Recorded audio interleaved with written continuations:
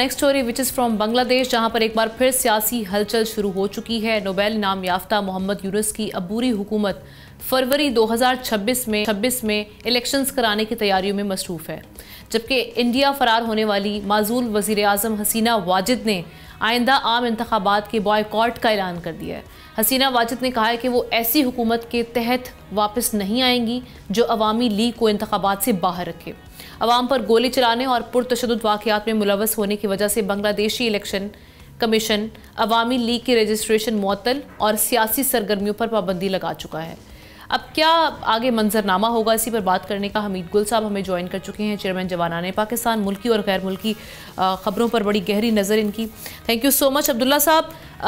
ये जो अवामी लीग के सपोर्टर्स हैं, अभी भी आप समझते हैं कि हसीना वाजिद की पार्टी का इतना असर और रसूख है कि अगर इनको इलेक्शन से बाहर रखा जाता है तो फरवरी 2026 के जो इंतखाबात होंगे उसके बाद जो मुल्की इस्तेहकाम है, सियासी इस्तेहकाम हो या इंटरनल जो स्टेबिलिटी है, वो मुतासिर हो सकती है काफ़ी हद तक? बिस्मिल्लाहिर्रहमानिर्रहीम, बहुत बहुत शुक्रिया। असल में ये जो बायकॉट का ऐलान है ये इस वजह से नहीं किया गया कि शेख हसीना जो है वो इलेक्शन के अंदर जाना नहीं चाह रही, बल्कि असली मसला जो है कुछ और है। 13 तारीख को उनके ऊपर, 13 नवंबर को जो है उनके ऊपर जो है वो बाकायदा जो है वो उनका